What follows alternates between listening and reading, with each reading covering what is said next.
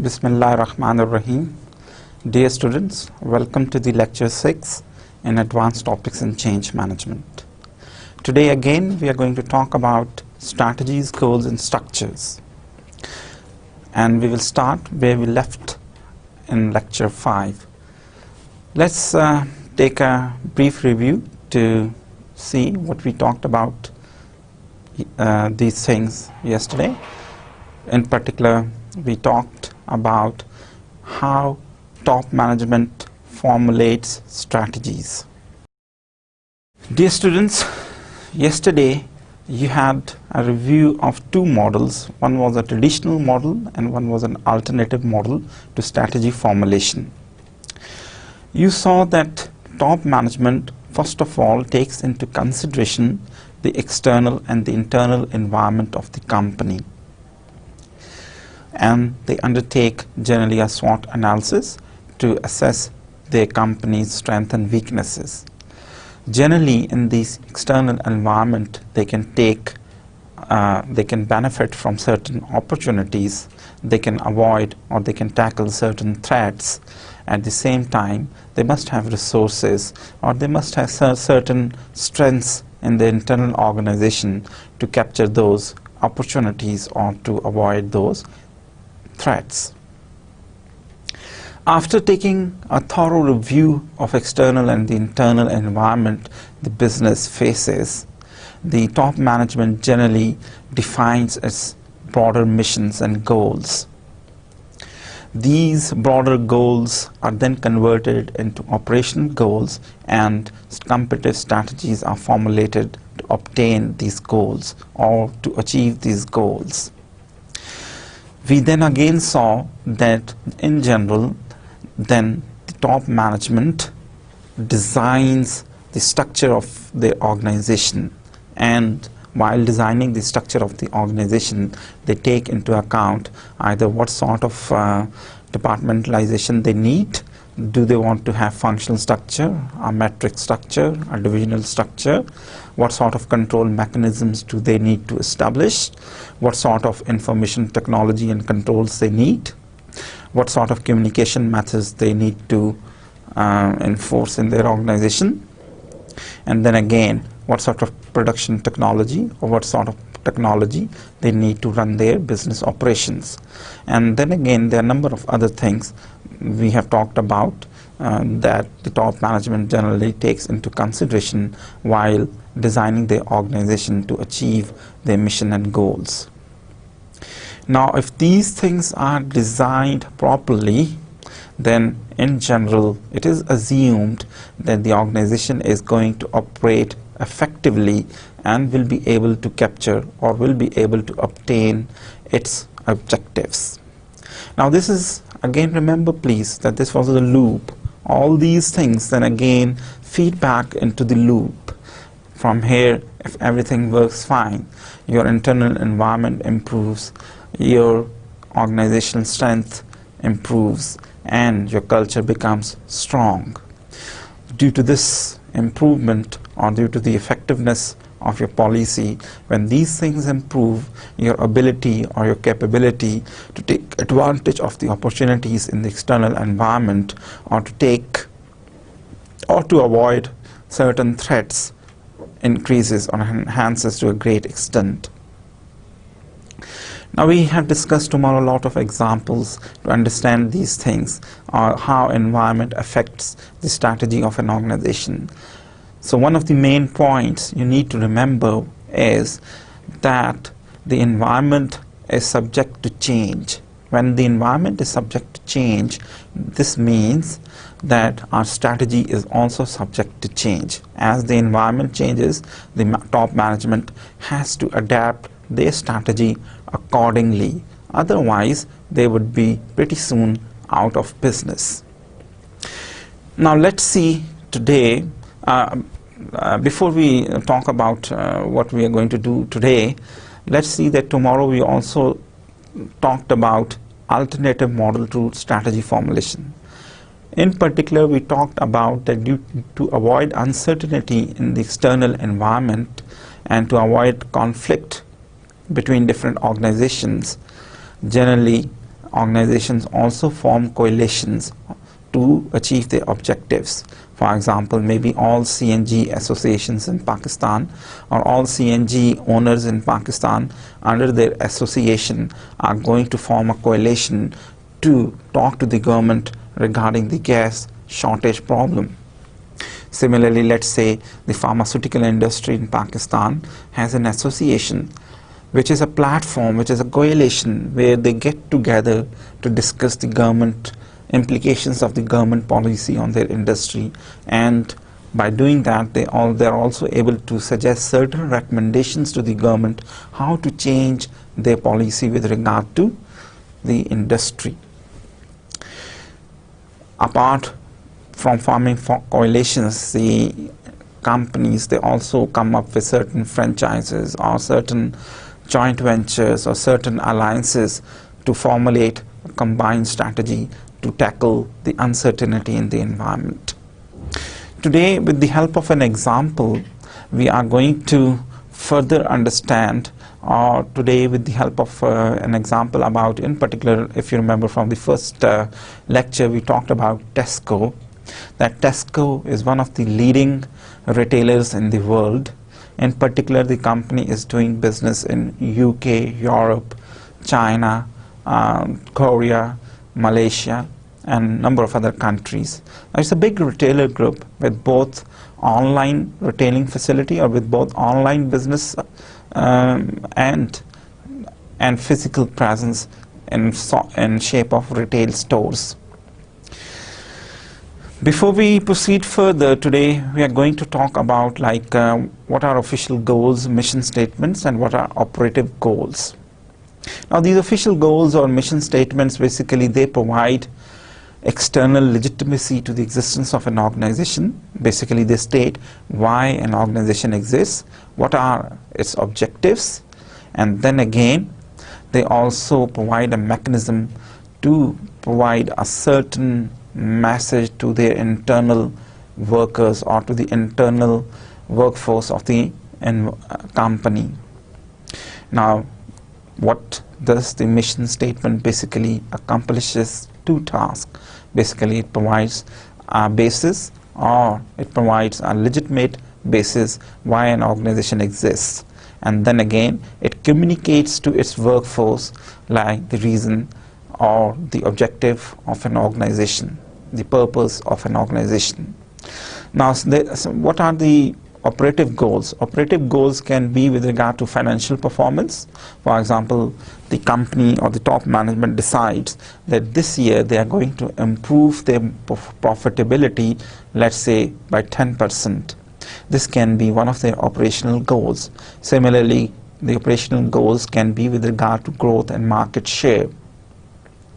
Now, in this area, for example, they may decide that this year they're going to capture the north of Pakistan, or for example, maybe south of Pakistan.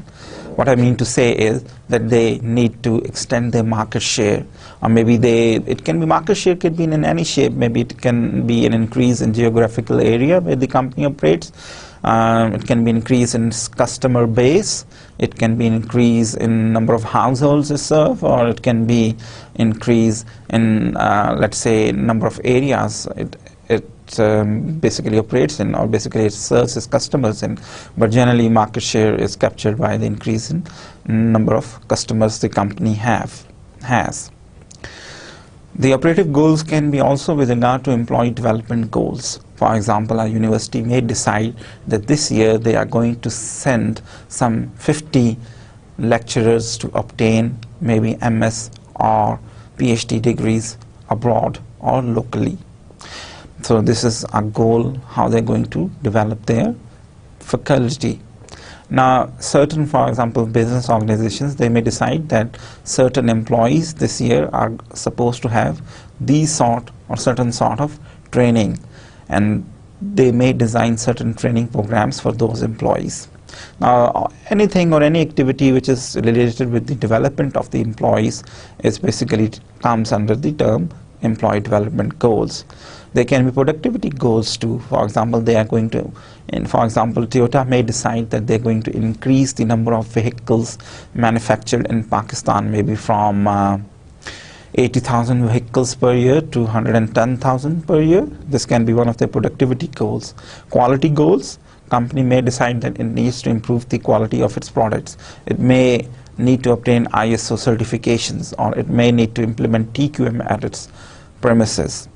There can be innovation goals too. For example, the company may decide that it's going to introduce new services or new products to the market, and it can be maybe it is to do with one new product in a market, or it can be a number of products in a market or services in a market it intends to introduce. For example, Apple has a product innovation goal that every year they're going to introduce a new model of iPhone 4. So this is one of their innovation goals. So what have we talked about today? Till now, we have talked about that the organizations generally they define their mission statements, or mission statements or their official goals, and these mission statements or the official goals generally provide legitimacy to their existence, and then again they also communicate certain messages to their workforce. Then there are certain operative goals. Operative goals have to do with the day-to-day or routine functioning of the organization, and they can be with regard to the financial performance of the company. They can be with regard to the growth and market share of the company. They can be with regard to the employee development goals. They can be productivity goals. They can be quality goals, or they can be innovation goals too. Now there are certain function of the operative goals too, like we talked about that the official goals or the mission statement, for example, maybe is there to communicate certain messages to the internal employees, or certain message to the community as such, for like why the organization exists. Similarly, the operative goals, they have certain functions too, like for example, employee direction and motivation. For example, they provide a direction to the employees, like what are the objectives, what are the goals to be achieved for a particular year. They can be short-term goals, they can be long-term goals. For example, in general, companies do plan for they do have plans, 5-year plans or 10-year plans or 20-year plans, but they do have short-term and long-term plans. What are the objectives they need to obtain this particular year, or what are the objectives they need, or the goals they need to obtain in the next coming 5 years. They also provide certain decision guidelines. They indicate or they provide a framework on the basis of which the company takes certain decisions, and then they also act as a criteria for performance evaluation. If certain departments or certain teams or certain group of employees, they are not able to achieve those intended goals, then it shows or it reflects on the performance too. Now we take an example of Tesco's, and if you visit their website, you can see they have a steering wheel sort of philosophy, which basically indicates what are the objectives of the company and how it creates a right balance between its different goals and targets. Now if you see their wheel either online, or if you can see it on your slide, the wheel clearly says that the mission statement or the main objective of the company, or the reason for the existence of the company, is to help customers, and they have their mission as every little helps. Maybe they want to help customers to buy cheap products or cheap grocery from their stores, either online or either from the physical store outlets. Now they say no one tries harder for customers. Treat people how we like to be treated. They say we work very hard to satisfy our customers, and we like to treat our customers the way we would like someone treats us. Now this wheel or this statement guides all their activities. For example, they may say that one of their objectives are, for example, with regard to the finance, their operational goals are manage our investment, maximize profit, grow sales. With respect to customers, they have the staff are great, I don't queue, the prices are good, I can get what I want. the access are clear, lifetime loyalty. So these are certain of their operative goals, operative goals with regard to the customers they serve. For example, they want to have your loyalty to their stores, or their loyalty to their company for a lifetime. If you are a customer of Tesco once, you should be their customer for your lifetime.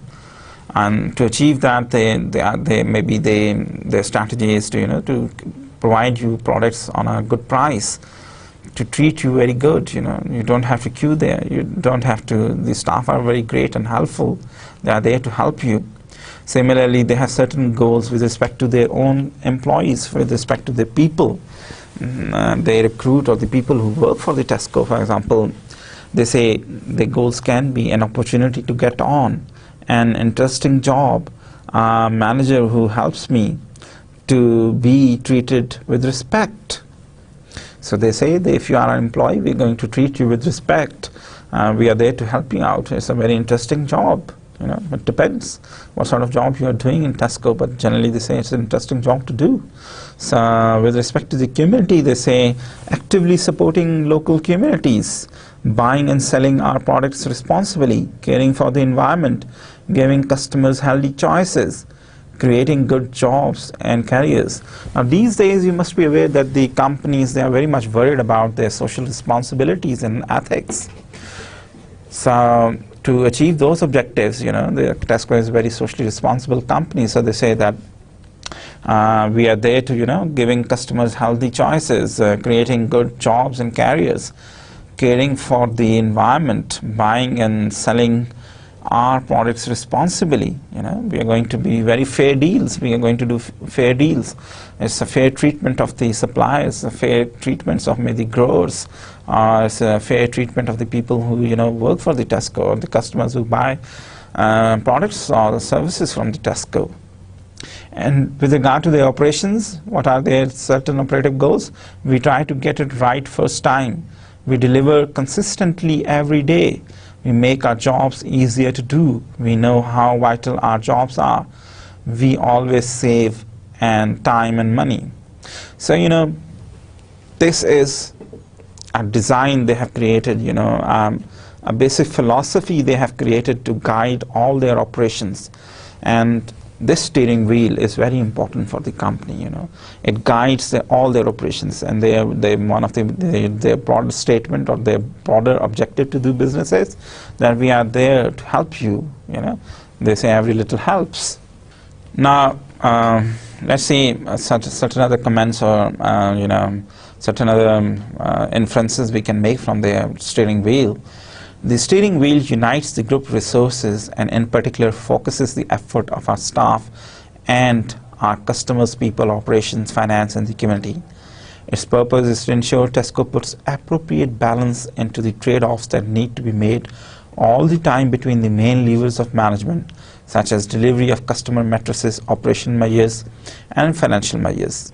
Now, they say that the steering wheel is there to guide them, So it's there so that they can balance all their operations or all their activities. They can have a trade-off. For why? Because they want to have, they want to care about their customers. They are very careful about their operations, and they're careful about their financial, resources too, or their financial measures too. So it's there to, create a right balance between all their activities.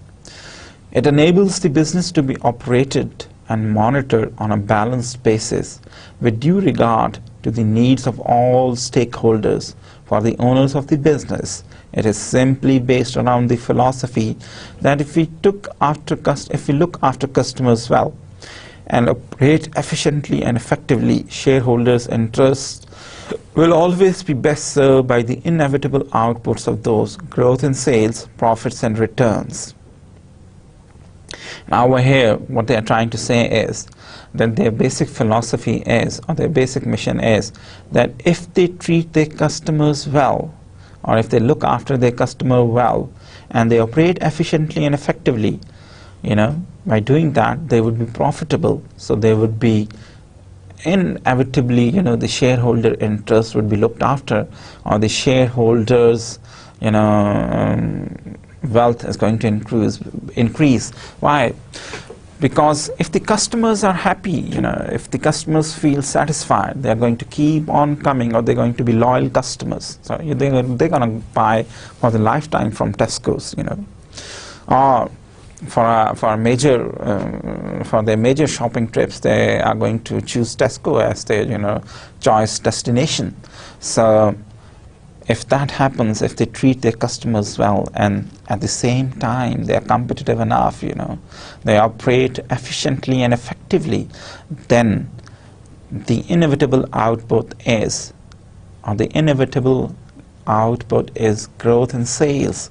The sales are going to increase. If the sales are going to increase, their profits are going to increase, and their returns are going to increase.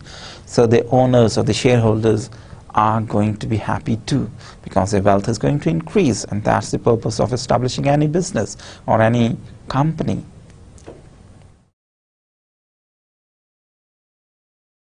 Now we must be able to remember one thing, that the strategy structure issue is never fully resolved. It's an ongoing process, because we have already talked about that there are certain changes in the environment, there are certain changes in the internal and external environment of the company, and one of the very important jobs of the top management is to have a good eye on these changes and to change the strategy accordingly. So this slide, basically, if you have a look and you see that it says the process runs this way. Number one, for example, there's an entrepreneurial problem. Generally, there's choice of product, market, domain, and organization competence. Then number two, there's an engineering problem, like how to develop those products and services. So there's a choice of technology to adopt. Number three, the organization design problem, like, for example, how we are going to manufacture those things, or how we are going to organize the work, how we are going to incorporate technology in our organization. This means managing uncertainty by rationalizing activities and facilitating future innovation.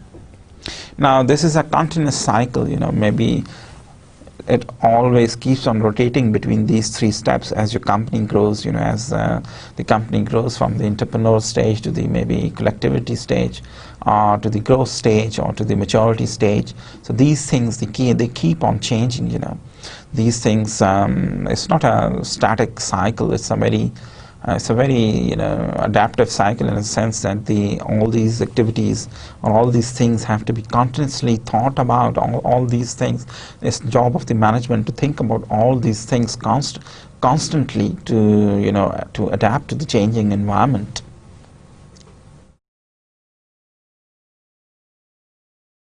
Now we are going to talk about a very famous model with the help of which the companies generally design their strategies, or with the help of those models the companies generally formulate their strategies. Now one of the very famous models, you must have already read about it, is the Porter's generic model, or the Porter's generic strategy formulation model. Now this model states, or the Porter models basically tells us that the organizations, either they can have a differentiated strategy, or they can compete on the price, or they can have a focused strategy. Now, how organizations can compete on the price? Well, most of the firms generally they compete on price, like they produce standardized goods, or they mass produce their products, and the strategy is to provide the most quality products on low cost. For example, many auto manufacturers, for example, many daily consumer goods, like for example toothpaste, or for example Pepsi Cola drinks, or the cold drinks, for example Pepsi, Coke, or anything like that, fruit juices, many other daily consumer good items, certain other as we have talked, certain like companies like automobile companies.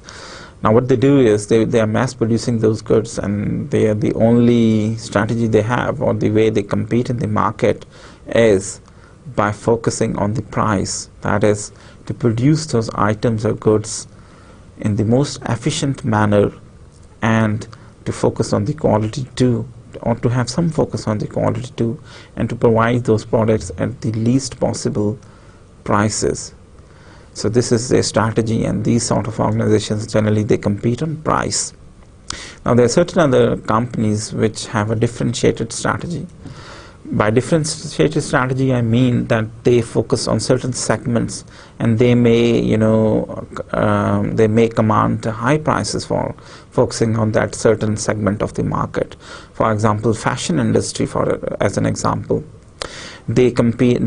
For example, if we talk about Pakistan, for example, यहाँ पे जो fashion designers हैं, they generally focus on certain segments, very top middle or the middle class or the top class of the society. For them, they design their different clothings or different purses or different dresses or whatever, and they generally want a premium price for their services. They know that only people belonging, or the girls or the ladies belonging to the middle class or the top class, are going to buy their products. So they are just focusing on that segment, but they know they have good money in their purses, so they must be willing to pay a premium price for their products. So this sort of strategy is generally a differentiated strategy. Another example from international perspective is that of Apple. For example, Apple basically commands a very high price for its laptops or its mobile phones, iPhones. Now it has all differentiated strategy too, because it focuses on certain groups of people. Like for example, it focuses on people who are very fashion conscious, or people who are very conscious people, in a sense that they want to have latest technology products, or they want to have products which have a certain brand consciousness or certain brand image associated with that product. For example, if it's an Apple laptop, you're happy to tell your friends that I have Apple laptop. If it's an iPhone 5, if you have an iPhone 5, आप बड़ी खुशी से अपने दोस्तों को बताते हैं कि जी आप बड़ा फ़ख्र महसूस करते हैं कि मेरे पास ये iPhone 5 है, ठीक है, मेरे पास ये Nokia का फ़ोन है, जहाँ I have Samsung Galaxy phone with me, for example. So these companies, they differentiate on certain things, and for that purpose they ask you a premium price for their products. So this is what is meant by differentiation, that you focus on certain segments which are willing to pay the premium price for your products. Now there is another strategy which is called focus strategy. The focus strategy can again be on high price or on premium pricing. Again, it can be for a certain segment of the society. Your products can be for a certain segment of the society, and by focusing on them, you may ask for premium prices. And again, it can be for certain segment of society, but you may ask low prices for it. For example, generally, let's say we can focus on low prices when we think that the substitute, people are going to like it as a substitute for their products. For example, if you cannot afford to buy a generator for your house, you may buy UPS. You may think that UPS is relatively cheap to install, relatively cheap to operate as compared to a generator. So the UPS companies, they have a price focus, or a focus on low pricing, so that it is comparable to generators, in a sense that those sort of people who think that generators are very expensive, they may go and buy UPS. Then again, like for example, certain other mobile companies, for example, you must have seen number of advertisements on TV where they are promoting cheap mobile phones, or they're from like China Mobile, for example. If you don't want to buy an Apple phone, or if you don't want to buy a very expensive Nokia phone or Samsung phone, you can go for a China Mobile, and for 2,000 rupees you can get it as a substitute. It is also a mobile phone. You can phone someone, you can have some chatting on it, or you can, you know, have some internet surfing on it. It serves the same purpose. It's only a substitute for that very high-priced Apple product or a Nokia product or a Samsung product. Now, what their strategy is focus strategy, where it's a low-cost focus strategy. They're not differentiated. It's not a high-focus strategy in a sense that they're not asking for premium prices, but they are focusing on low prices, and they're providing a product as a substitute. Now, there's another strategy, there's another model given by Miles and Snow, and this model basically categorizes companies into three categories: defenders, prospectors, and analyzers. And we are going to see now, like, what are the characteristics of defenders, what sort of companies these are, and what sort of companies are prospectors, or what sort of companies are, you know, analyzers, and what are the differences in the strategy they formulate to operate or to compete in a market. Now, defenders, first of all, dear students, we are going to talk about defenders. If we talk about defenders, then their strategic choices are, they generally dominate narrow domain by pricing and service. Generally, you know, they focus on certain niches in the market, and their focus is on pricing and service. They have very incremental growth. If they introduce new products or if they grow in the markets, it's in small chunks. You know, they are not there to take long leaps. They just grow incrementally. They do little scanning. What we mean by little scanning, they're not that much bothered about what's happening in the environment, what their competitors are doing, what their, you know, taste of the customers are changing or not, are the preferences of the customers changing or not. They are not bothered about it. They are just focusing on their own standardized products, and they're just trying to mass market their own products. They imitate innovations. If there are some good innovations available, for example, iPhone 4 comes, maybe China Mobile just imitates it. If there are certain other good products, like for example, if we say if Tropicana is a famous brand in juices, then maybe certain other companies just imitate them and come up with some cheap brand, you know, and they sell it on low price to compete in the market. So they just imitate other people's innovations. Another example, maybe let's say, for example, Samsung TV LED is a very famous one, but there are certain other companies like Alpha or maybe some other Bravo company, I don't know, and they may just come up with the same sort of technology, but they may sell it very cheap. They just imitate those high-cost products. Risk, there are certain risks associated with these sort of policies, and the risks are the market changes may threaten their niche, or the market changes may threaten their viability. Now, we see certain other characteristics of these companies. Now, defenders again have certain other characteristics. For example, from the engineering choices point of view, generally they have single core cost efficient technology. They are just based upon certain cheap technology. They use certain efficient, cost efficient technology which serves their purpose to manufacture their product or services. Vertical integration. Generally, they are vertically integrated. This means that they have good relationships with the suppliers and distributors, and generally in certain cases they also own the supplier and the distribution network. Cost reduction improvements. Generally their focus is to reduce their costs, and the main emphasis is how to manufacture a cheap product. Maybe the emphasis is not that much on quality, but the emphasis is on saving the maximum cost so that they can provide the product, a cheap product, to their customers. Risk, market changes threaten technology. Certain market changes may threaten their technology and their product may not be in demand anymore. Now, certain other organization design choices. What are their organization design choices? Generally, they have bureaucratic environment. They focus, much of their focus is on improving their production technology or the way they produce, and on controlling the finances involved, or they have much emphasis on production and finance. Intensive solution-oriented planning. They just plan to overcome certain problems.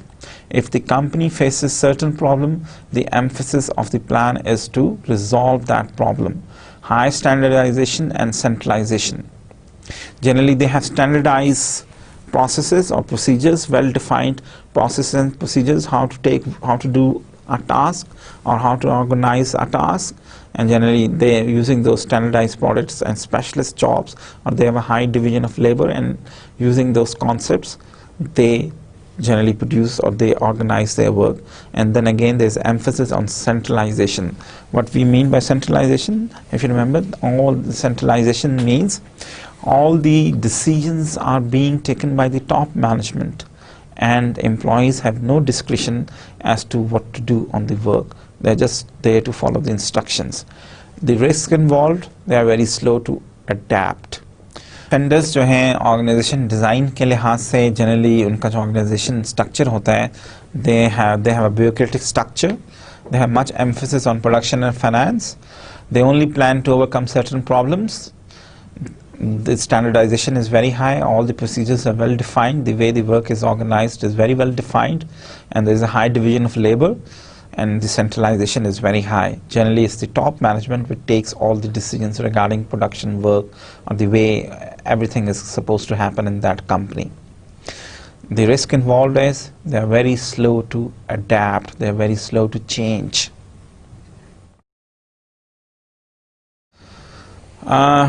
So an exercise for you can be that think about any organizations which you think are defenders and why you think they are defenders. Maybe certain local companies operating in Pakistan, maybe Shazan, maybe we can treat him as a defender company.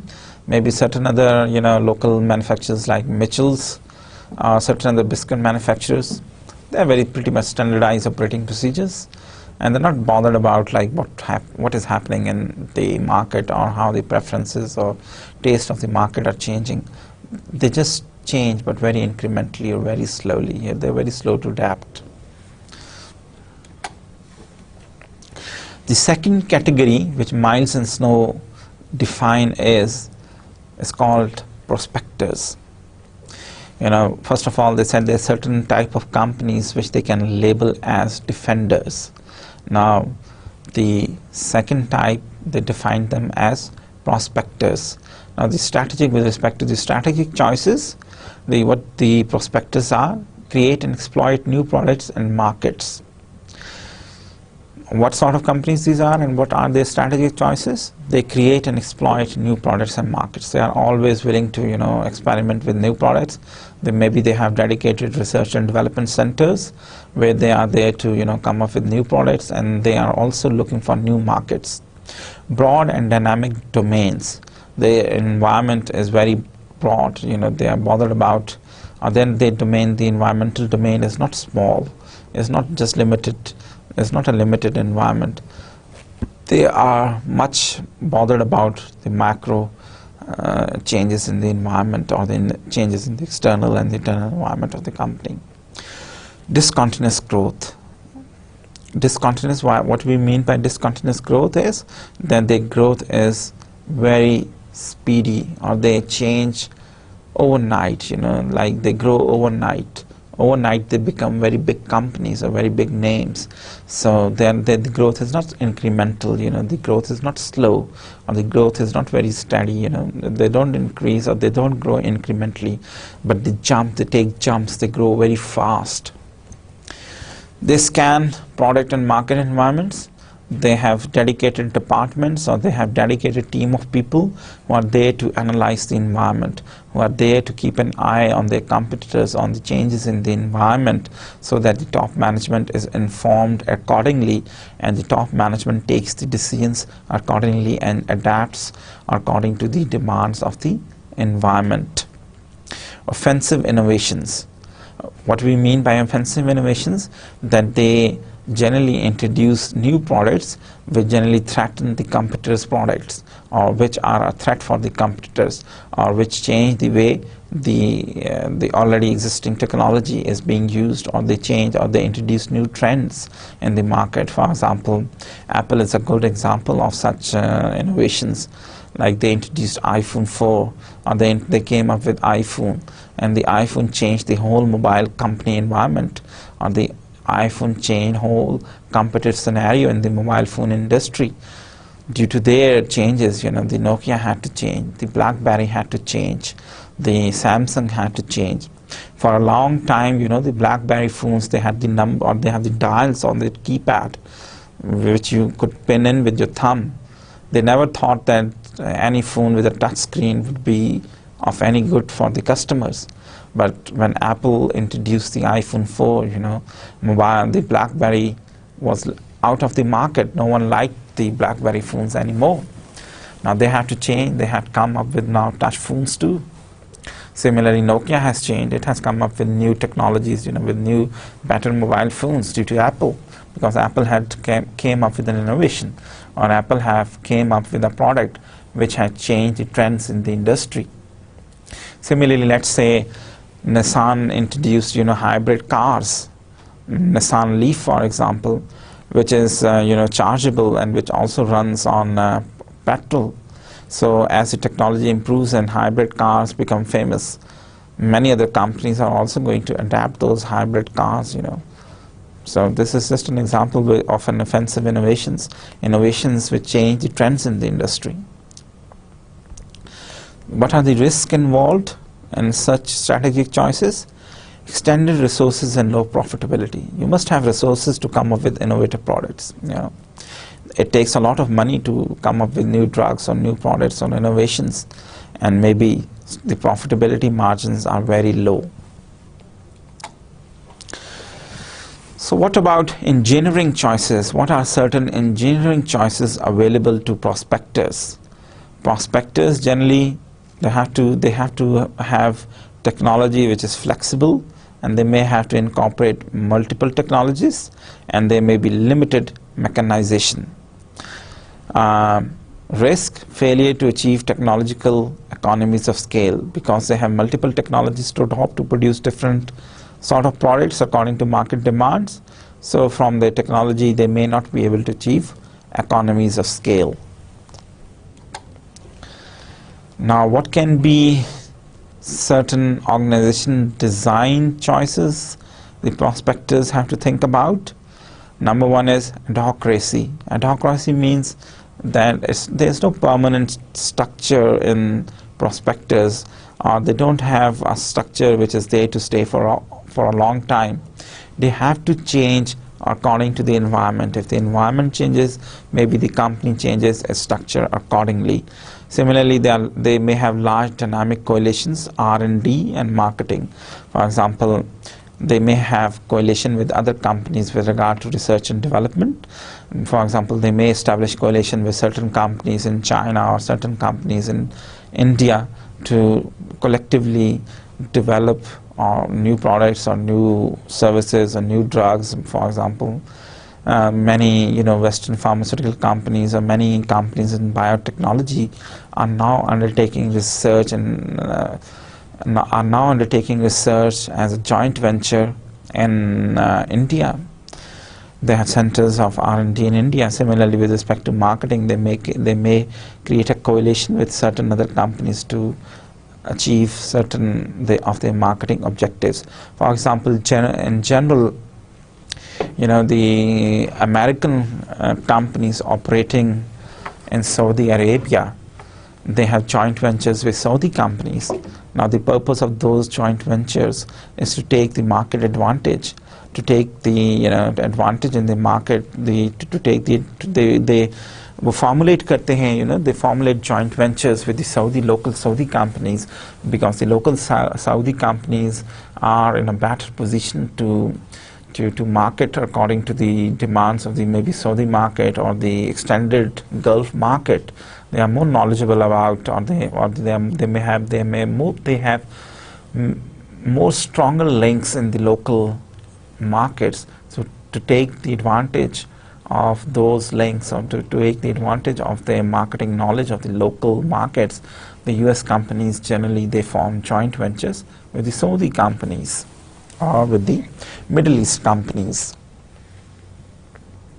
Generally these companies, they have product market based groupings. For example, there is a very big company like Unilever or Procter & Gamble. Generally they organize their companies on the basis of the products, or they have different divisions organized around their products. For example, there is a dedicated division which looks after the Lux soap. There is a dedicated division which looks after, the Head and Shoulder shampoo, which looks after the Colgate products. So those divisions, they are independent in a sense. They are under the Unilever umbrella. They operate under the Unilever umbrella, but they have, different these subdivisions. They have their own teams to look after the operational needs of those divisions. They do extensive planning, they don't just plan to overcome certain problems. They have extensive problem finding and planning departments, low standardization, low centralization. They don't have predefined, well-defined procedures, or they don't have well-defined or they don't have the tasks are not that well defined, or they're not that much standardized as was the case of defenders. Over here there's low standardization. This means that generally they employ teams, and the people are responsible for other people's tasks, or people are responsible for a job. A group of people are responsible for a job. So there's not much high standardization there. It may suit the design, the organization design they have adopted, or it means generally they operate with the help of teams where people are responsible for multiple tasks, or people are trained in multiple skills. They have low centralization. What does this mean? This means that the decision making is now not the sole right of the top managers, but the individual operators or the technicians. They are authorized to take certain decisions related to their jobs, and in many cases they are, as we have already talked in the case of Naomi. If you remember the Naomi case, where the technicians, they were allowed to plan their job, they were allowed to organize their job, and they were responsible for the quality and all other aspects of all other important aspects of their job. Similarly, in this case too, in the case of prospectors, generally there is low centralization. The top management generally delegates the authority to take decisions to the low-level managers and the technicians who work on the floor of the company. Or in the case of services, the customer service assistants, they may be authorized to take certain decisions.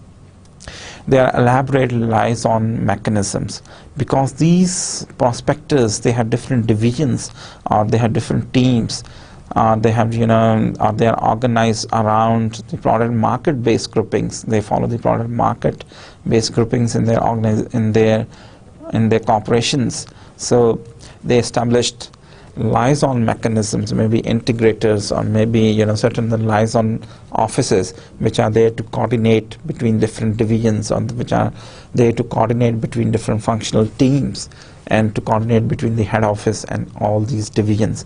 They established elaborate sort of mechanisms how to coordinate all their business activities. Risk. There are certain risks involved. Maybe there's inefficient use of resources, because they have a number of divisions regarding different products.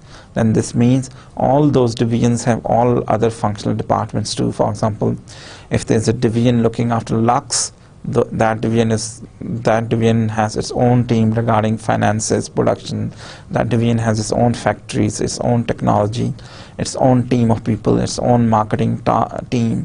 So everything is separate now, and the Head and Shoulder division may have repetition of the same functions again. So it's an inefficient use of resources, but it may suit their strategy as such. So what are some of the strategic choices these companies have? They combine exploitation of new products and markets with domination of stable domain. So what they do is that whereas they have certain very stable markets, they have certain very stable products. For example, Pepsi Cola they have Pepsi, 7-Up, Fanta as a very stable products.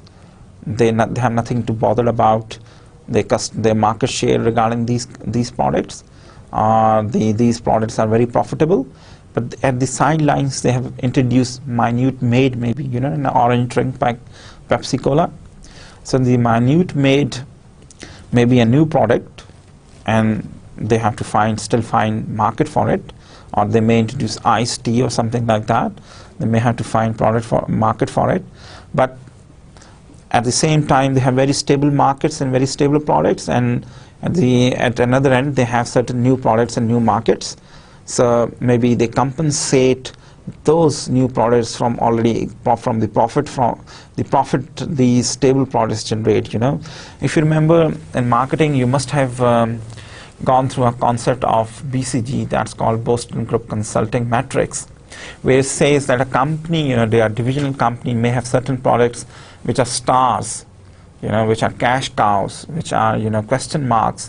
So cash cows are the one which are very stable products, and they bring huge amount of profit. Stars are the products which are upcoming products. Dogs are the ones which the company needs to stop them, or which the company needs to finish them off.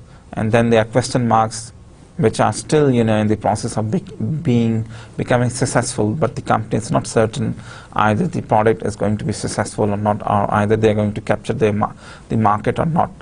So what they do is, from where the cash comes from the cash cows.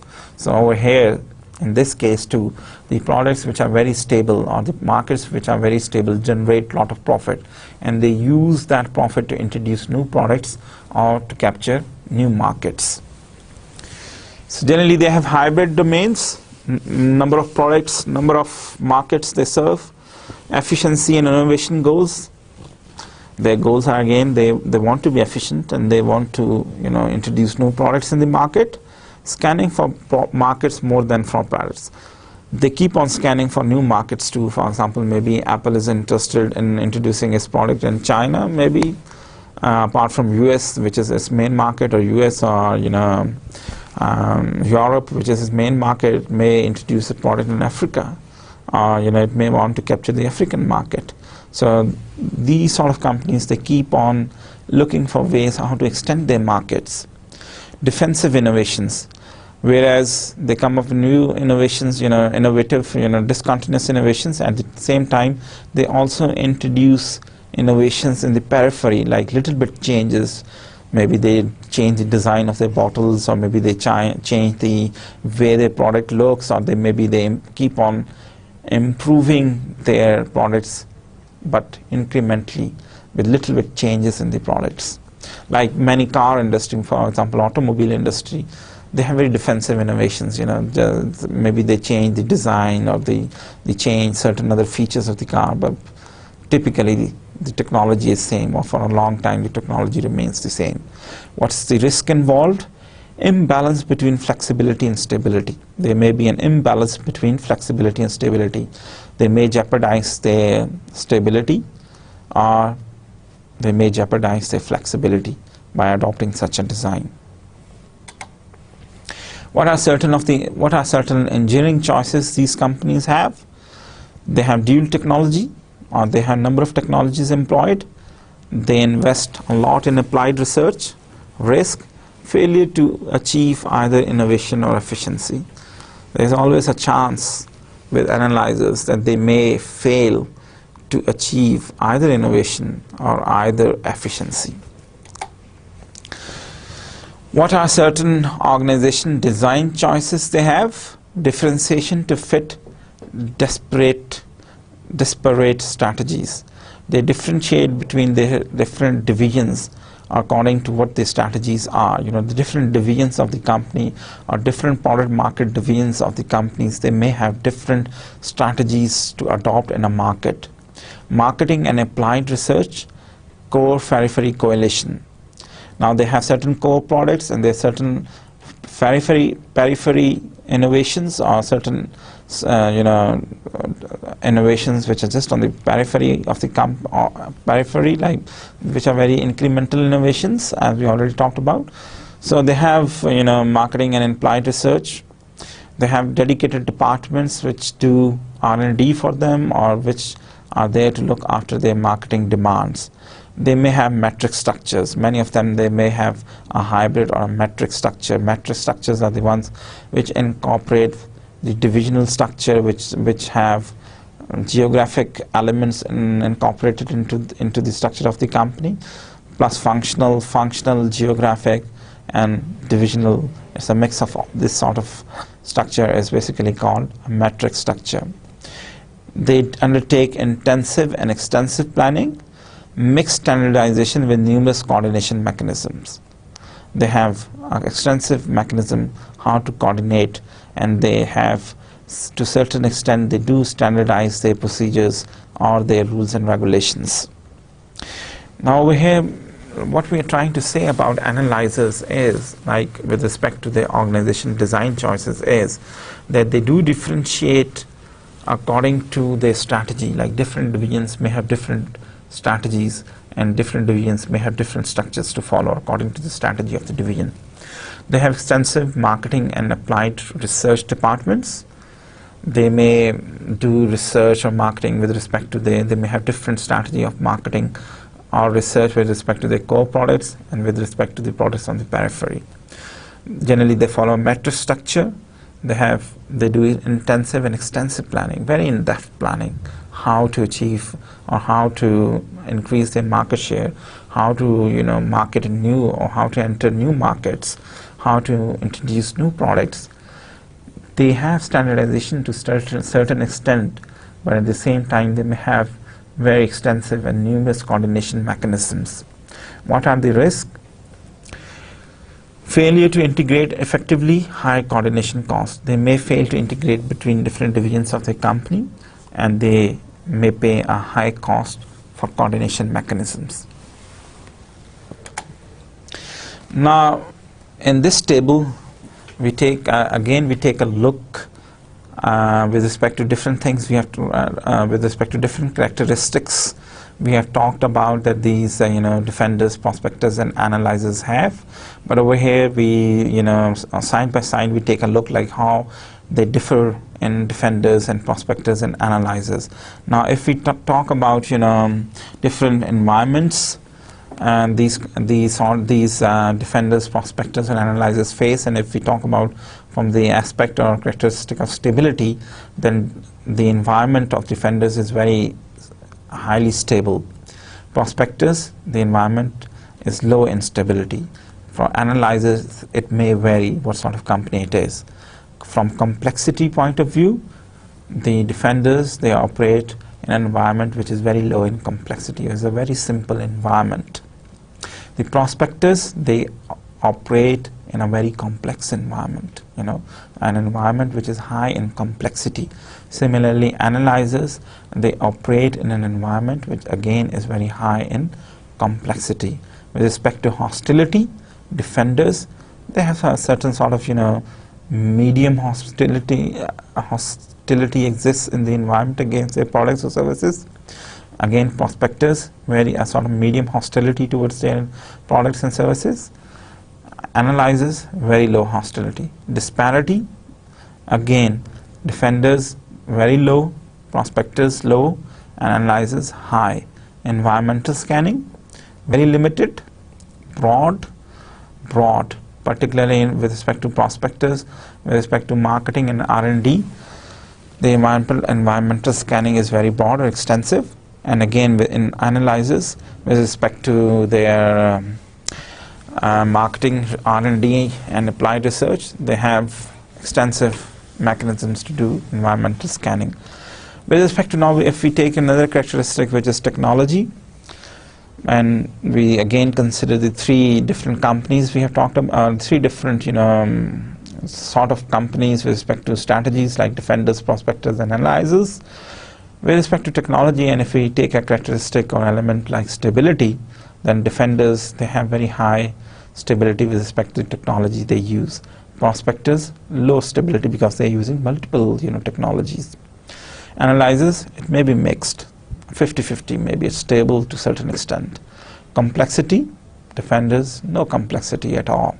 A very low standardized technology they use very low standardized technology to operate their operations or to manufacture their products. The prospectors, the complexity of the technology they use is very high. They have multiple technologies. It may be very complex to coordinate. It may be very complex in nature as such. Analyzers, again, the complexity of the technology they use is high. Correlation, dominant correlations with respect to size, stability and background. Defenders, the size is generally very small. Prospectors, they have large size. Analyzers, they have medium-sized companies, or they are medium-sized companies. Stability, domain coalitions point of view, they're very highly stable companies, or they have very high stable coalitions. Prospectors, low stability with respect to coalitions. Analyzers, again medium. Background, generally the defenders, they focus on production and finance. Prospectors, they focus on R&D and marketing. Again, analyzers, they focus on marketing and applied research. So what's the conclusion of today's lecture? The conclusion is, or for the both lectures on the strategy we have just talked about, the conclusion is, if strategy is to be successful, the organization structure must be aligned to that strategy. Strategy should therefore be seen as a coherent organization design and practices that support the attainment of certain objectives.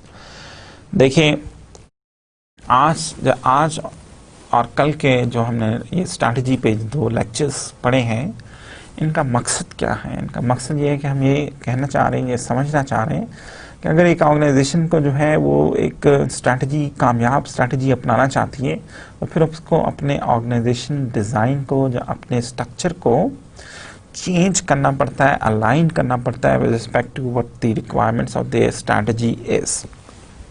Again, strategy जो है they should be seen as a coherent organisation design and practices.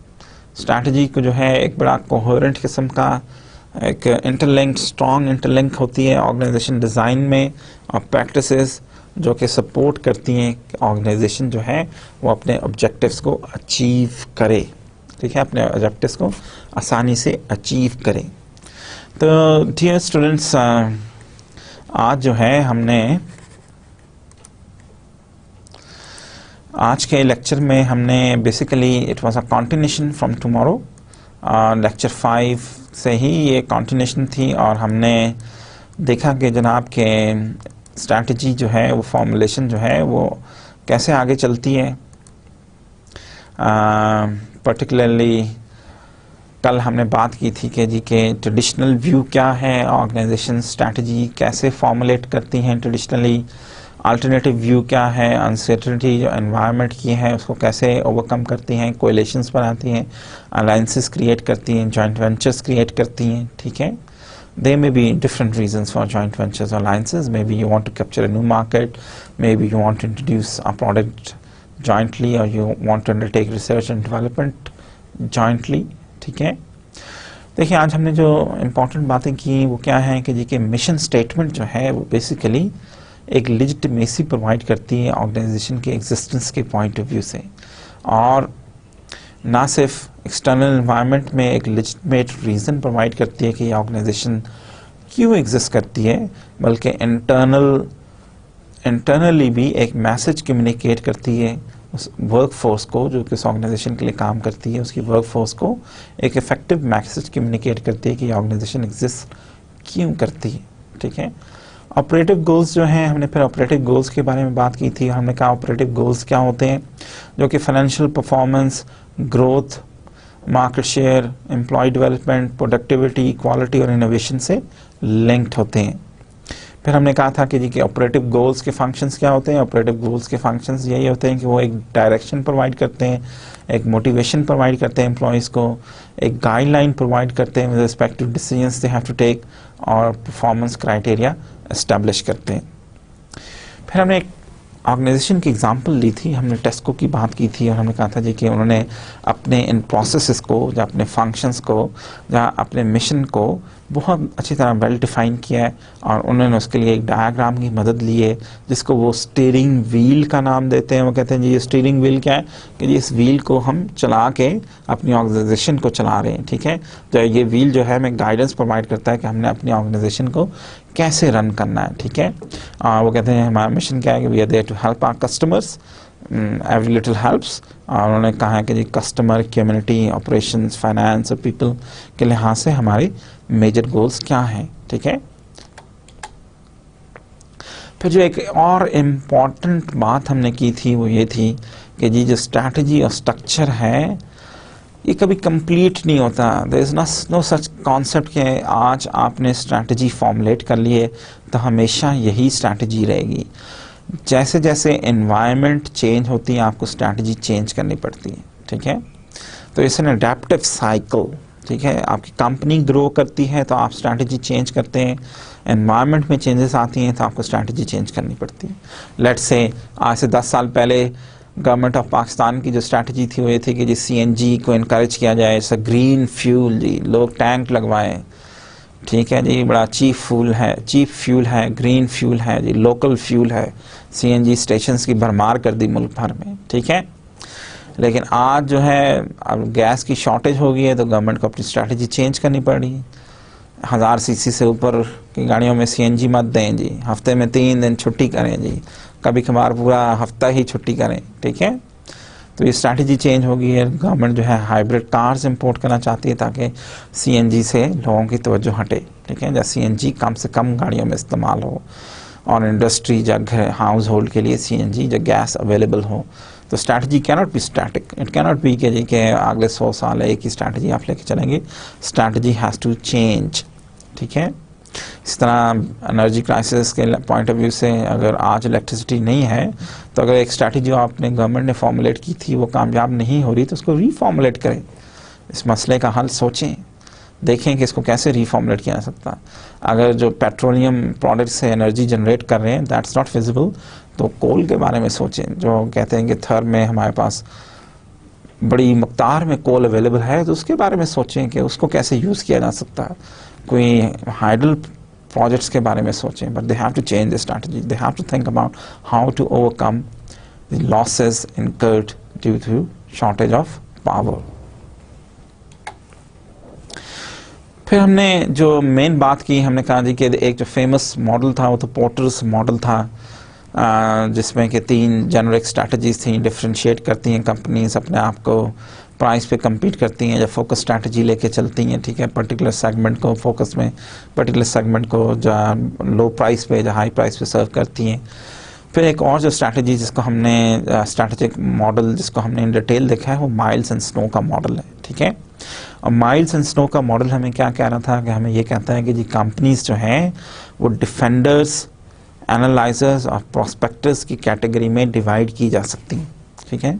और उसने कहा जी हर category के अपने characteristics हैं strategic choices के लिहाज से, ऑर्गेनाइजेशन डिज़ाइंस के लिहाज से, ठीक है, और इंजीनियरिंग चॉइसेस या टेक्नोलॉजी की चॉइसेस जो रिक्वायरमेंट्स हैं, ठीक है, वो डिफेंडर्स की अलहदा हैं, एनालाइजर्स की अलहदा हैं और प्रोस्पेक्टर्स की अलहदा हैं।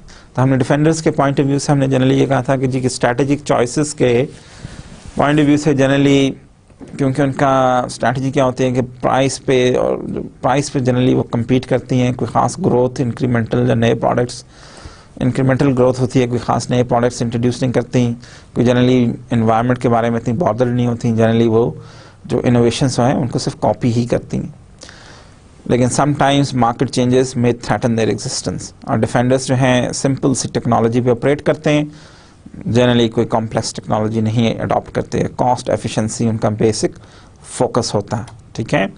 इससे हम देखा था कि जी के जो डिफेंडर्स हैं ऑर्गेनाइजेशन डिज़ाइन के लिहाज से generally they have a bureaucratic setup, production और फाइनेंस पे बहुत ज़्यादा एम्फेसिस होता है, स्टैंडर्डाइजेशन बड़ी हाई होती है, सेंट्रलाइजेशन भी बहुत हाई होती है, ठीक है। फिर हमने कहा था कि जी कि देखिए कि जो प्रोस्पेक्टर्स हैं, प्रोस्पेक्टर्स जो हैं वो कॉन्टिन्यूसली नई मार्केट्स और नए प्रोडक्ट्स इंट्रोड्यूस करते रहते हैं, नए मार्केट्स की सर्च में होते हैं, नए प्रोडक्ट्स इंट्रोड्यूस करते हैं, उनकी एनवायरनमेंट बड़ी कॉम्प्लेक्स होती है, उसको वो स्कैन करते रहते हैं, एनालाइज करते रहते हैं, जनरली दे इंट्रोड्यूस इनोवेशंस जो हैं बहुत ऑफेंसिव किस्म की इनोवेशंस इंट्रोड्यूस करते रहते हैं, ठीक है। Engineering choices, complex technology use होती है, मल्टीपल टेक्नोलॉजीज़ यूज़ होती हैं, ठीक है। और with respect to organisation design, generally उनका ऑर्गेनाइजेशन डिज़ाइन जो है वो कोई स्टेबल नहीं होता, एडहॉकसी जो एडहॉक डिज़ाइंस अपनाती हैं, जैसे जैसे चेंज की ज़रूरत होती है अपने डिज़ाइंस को चेंज करती रहती हैं, ठीक है। जैसे जैसे चेंज की ज़रूरत होती है उसी तरह वो अपने स्ट्रक्चर्स को चेंज करती रहती हैं। R&D के पॉइंट ऑफ व्यू से कोएलिशंस करती हैं, ठीक है। जनरली प्रोडक्ट मार्केट की बेस पे या उनके प्रोडक्ट्स की बेस पे या मार्केट्स की बेस पे अपने आप को ऑर्गेनाइज करती हैं, एक्सटेंसिव प्लानिंग करती हैं, लो स्टैंडर्डाइजेशन होती है, लो सेंट्रलाइजेशन होती है, डेलीगेट की जाती हैं ये चीज़ें, और वेल डिफाइंड बाउंड्रीज नहीं होती कि एक सर्टन जॉब इस तरह की जाएगी। पीपल टीम में काम करते हैं और मल्टीपल स्किल्ड होते हैं, ठीक है। लेकिन इंटीग्रेशन के लिए lies on mechanisms well define किए जाते हैं, ठीक है। अरे स्ट्रैटेजिक चॉइसेस क्या हैं? न्यू प्रोडक्ट्स एंड मार्केट्स को उन्होंने एक्सप्लोर करना है, तो उसके लिहाज से they have to think about कि जी के डिफरेंट मार्केट्स या डिफरेंट प्रोडक्ट्स के लिहाज से उनकी क्या स्ट्रैटेजीज होंगी। एफिशिएंसी और इनोवेशन के गोल्स होते हैं। जनरली जहाँ वो इनोवेटिव प्रोडक्ट्स इंट्रोड्यूस करते हैं वहाँ पे साइड लाइन्स पे भी थोड़ी बहुत अपने एग्जिस्टिंग प्रोडक्ट्स में भी चेंजेस करते रहते हैं, ठीक है। एनालाइजर्स की जनरल टेक्नोलॉजी बहुत एडवांस टेक्नोलॉजी या कॉम्प्लेक्स टेक्नोलॉजी यूज़ करते हैं and they invest a lot in research and development. Generally हमने कहा जी कि generally they have to come up with different strategies for the different products. जो उनके कोर प्रोडक्ट्स हैं, जो पेरीफेरी में प्रोडक्ट्स हैं, जो कोएलिशंस हैं, they have to come up with different marketing and with different research strategies for the main core products and the periphery products. Generally they have matrix structures, planning बहुत extensive की जाती है और coordination पे बहुत ज़्यादा जोर होता है, ठीक है। तो हमने ये एनालाइजर्स प्रोस्पेक्टर्स के पॉइंट ऑफ व्यू से हमने ये माइल्स एंड स्नो के टोपोलॉजी यूज़ करते हुए यहाँ पे ये समझने की कोशिश की है कि उनमें क्या डिफरेंसेस हैं। तो बेसिकली हमने कहा है कि जी कि जहाँ हमने देखा है कि स्ट्रैटेजी जो है उसकी इम्पोर्टेंस है, बहुत ज़्यादा इम्पोर्टेंस है किसी भी कंपनी के ऑपरेशंस को मेंटेन करने के लिए या कंपनी की एग्जिस्टेंस के लिए। लेकिन स्ट्रैटेजी का एक स्ट्रॉन्ग लिंक है कंपनी की एनवायरनमेंट से, ठीक है। जो स्ट्रैटेजी है उसका कंपनी के एनवायरनमेंट से बहुत ज़्यादा स्ट्रॉन्ग लिंक है, और एनवायरनमेंट का मसलसल एनवायरनमेंट को कंटिन्यूसली एनालाइज करना पड़ता है। अगर आप एनवायरनमेंट को कंटिन्यूसली एनालाइज करेंगे तो आपकी दिस मीन्स कि डेफिनेटली आपकी कोई स्टैटिक स्ट्रैटेजी नहीं हो सकती, you have to change the strategy accordingly. और इसमें हमने जो मेन मॉडल स्टडी किया है कि डिफरेंट माइल्स एंड स्नो का मॉडल हमने स्टडी किया, और हम देखा कि माइल्स एंड स्नो ने स्ट्रैटेजिक चॉइसेस दी। उन्होंने कहा जी कंपनीज या तो डिफेंडर्स हो सकती हैं, या तो प्रोस्पेक्टर्स हो सकती हैं, या एनालाइजर्स हो सकती हैं। और उन्होंने कहा जी कि इन तीनों कैटेगरीज में उनकी डिफरेंट स्ट्रैटेजीज होंगी, डिफरेंट टेक्नोलॉजीज यूज़ करेंगी और different organisation design options available होंगे। तो डियर स्टूडेंट्स, आई होप कि आपको अब स्ट्रैटेजी और ऑर्गेनाइजेशन गोल्स और साइंस के पॉइंट ऑफ व्यू से चीज़ें समझ में आई होंगी। इनको मज़ीद समझने के लिए हम एक केस स्टडी की एग्जांपल लेंगे और नेक्स्ट लेक्चर 7 में हम वो केस स्टडी डिस्कस करेंगे और हम देखेंगे कि NHS जो है उसकी एनवायरमेंटल चेंजेस की वजह से उसने अपनी स्ट्रैटेजी किस तरह कामयाबी से चेंज की ताकि वो लोगों को बेटर सर्विसेज प्रोवाइड कर सकें। तो आज के लिए इतना ही काफ़ी है। खुदा हाफिज़, अल्लाह हाफिज़।